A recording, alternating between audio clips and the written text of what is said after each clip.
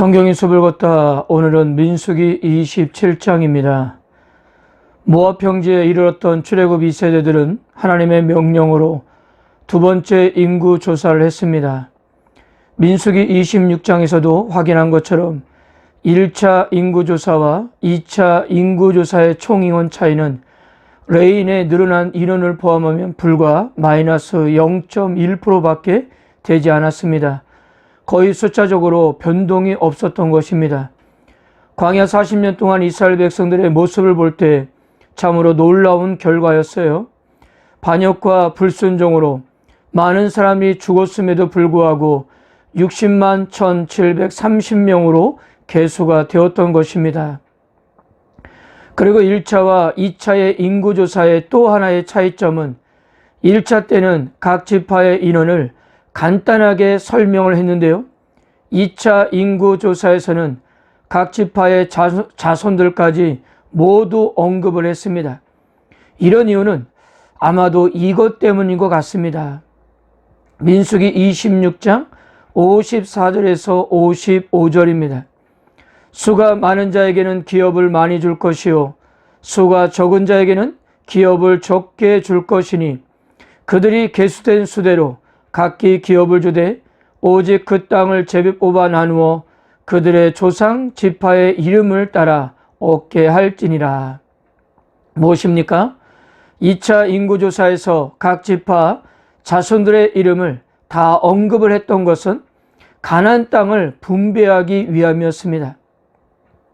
자, 그러자 민수기 27장으로 넘으면서 문제가 하나 생겼습니다.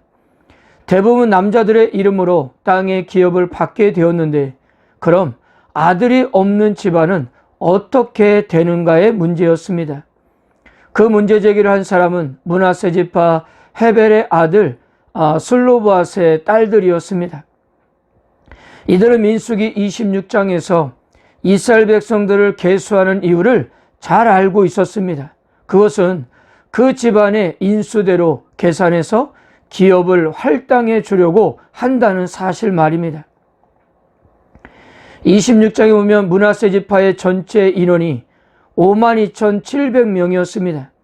전체 지파 중에서 인구가 가장 많이 늘어났는데요.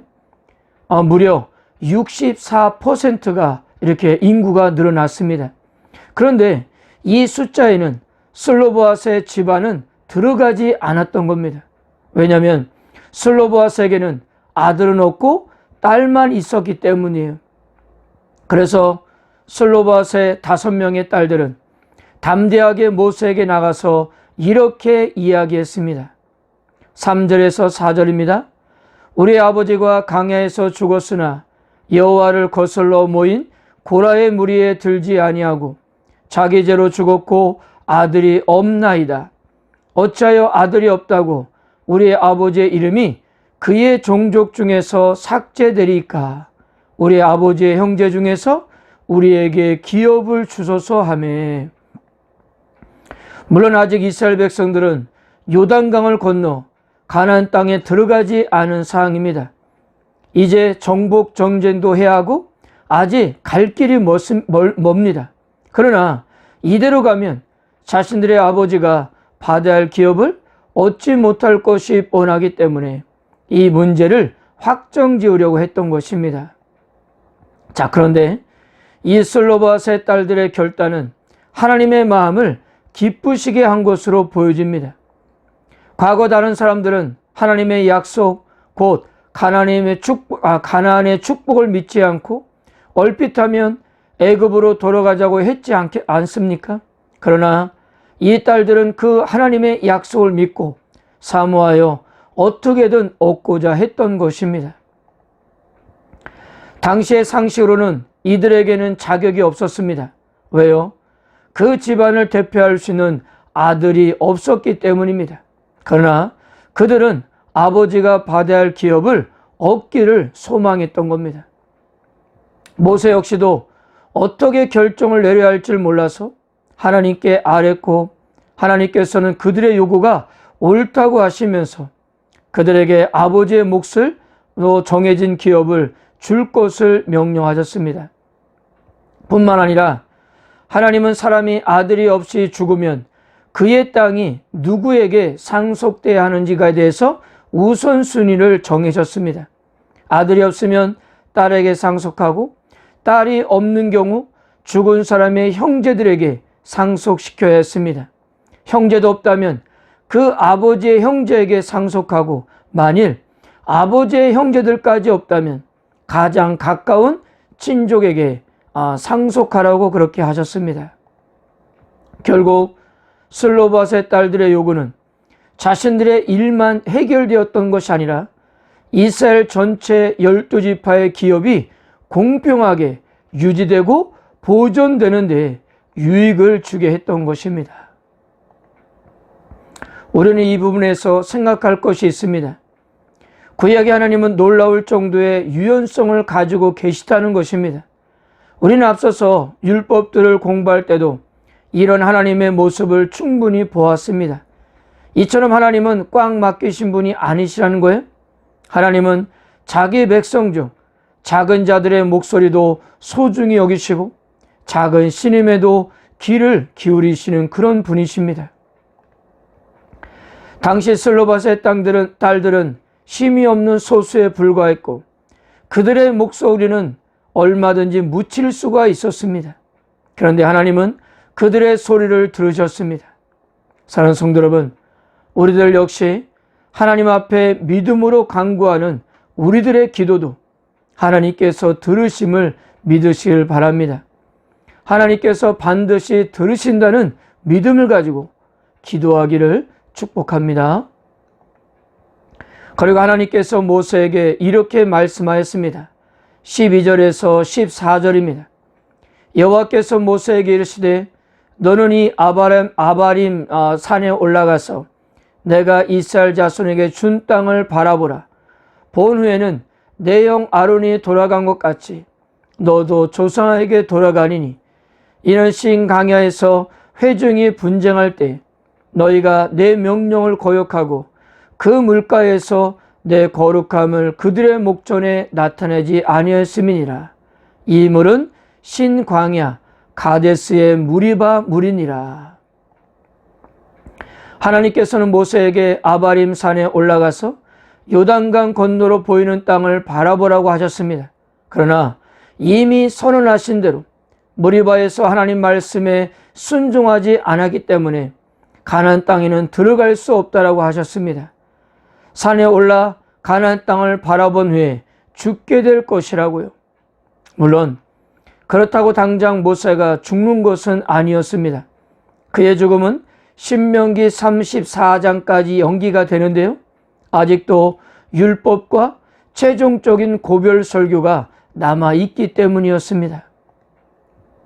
여기에 모세는 하나님께 반론을 제기하지 않고 자신을 대신할 지도자를 세워달라고 하셨고요. 이에 하나님께서는 그 안에 영이 머무는 자인 여호수아를 안수해서 지도자로 세울 것을 말씀하였습니다. 자, 여기서 그 안에 영이 머무는 자라는 표현은 구약 성경의 다른 중요한 지도자들의 경우와 약간의 차이가 있어 보입니다. 민수기 11장에서 하나님은 모세의 짐을 덜어주기 위해서 장로들에게 그의 영을 나눠주셨습니다. 부사엘에게도 영을 충만하게 하심으로써 성막 건축을 잘 감당하도록 했고요. 그 외에도 사사들이나 중요한 인물들에게 하나님께서는 시시때때로 하나님의 영을 부어주어서 그들이 사역할 수 있게 하셨습니다. 그러나 여호수아의 경우는 이 구절이 명백하게 말씀하고 있듯이 그에게는 이미 영이 충만하게 거하고 있었으며 이것이 하나님께서 그를 선택하신 근거가 되었던 것입니다. 한마디로 그는 준비가 된 지도자였던 거예요. 그러나 단 한 가지 모세가 가지고 있었던 권위에는 미치지는 못했습니다. 20절에서 21절입니다. 내 종기를 그에게 돌려 이스라엘 자손의 온 회중을 그에게 복종하게 하라. 그는 제장 엘르아살 앞에 설 것이요 엘르아살은 그를 위하여 우림의 판결로서 여호와 앞에 물을 것이며 그와 온 이스라엘 자손 곧 온 회중은 엘르아살의 말을 따라 나가며 들어올 것이니라. 모세는 하나님을 직접 대면하고 말씀을 주고받은 고난을 누렸습니다. 아무 때나 하나님을 찾을 수 있는 특권이 있었어요. 대제사장들도 1년에 한 번 들어갈 수 있는 지성소도 모세는 끊임없이 들어가서 하나님과의 만남을 가졌습니다. 그러나 여호수아의 경우는 항상 엘르아살을 통해서만 할 수가 있었습니다. 하나님과 상의할 것이 있으면 대제사장 엘르아살에게 가서 하나님께 아뢰도록 해야 하며, 엘르아살은 여호수아를 대신하여 우림의 판결을 사용하여 하나님의 뜻을 확인하여 했던 것입니다. 모세는 하나님의 명령하신 절차를 통해 여호수아 위에 손을 얹어 그를 후계자로 임명했습니다. 우리가 이 부분에서도 생각할 것이 있습니다. 민수기 27장에서는 마치 여호수아가 별 준비 없이 모세의 대를 이은 것처럼 보이지만, 그러나 그는 지난 40년 동안 모세의 시종으로서 그의 곁에서 열심히 준비하고 있었습니다. 이런 면에서는 대제사장이었던 엘르아살도 마찬가지입니다. 민수기 19장에 보면 붉은 암송아지의 제를 만드는 과정을 주도했던 사람도 아론이 아니라 엘르아살이었습니다. 갈렙도 마찬가지고요, 여호수아도 마찬가지입니다. 차세대 지도자가 될 그들은 오랜 시간 동안 준비해 왔던 것입니다. 이런 차세대 지도자들이 철저하게 준비가 되어 있었기 때문에 출애굽 2세대는 가나안 땅에 들어갈 수 있었던 것입니다. 가나안 입성의 비전이 가능했던 것은 모세와 아론의 죽음 이후에도 여호수아와 엘르아살이 있었기 때문입니다. 사랑하는 성도 여러분, 우리 가정이, 우리 교회가 오늘 해야 할 일이 과연 무엇이 있을까요? 나 혼자만 예수님 잘 믿는 것으로 끝나는 것이 아니라 사람을 세운 일을 해야 하는 것입니다. 가정에서도 마찬가지입니다. 정말 전심으로 자녀들을 말씀으로 잘 양육해야 합니다. 우리가 잘 믿는 것보다 더 중요한 것은 우리 자녀들을 잘 믿게 하는 일이 아닐까 합니다. 이것이 광야 같은 세상에서 소망을 바라보게 하는 일이 아닐까 해요. 이런 놀라운 은혜가 교회와 가정에도 함께 하시기를 주님의 이름으로 축복합니다.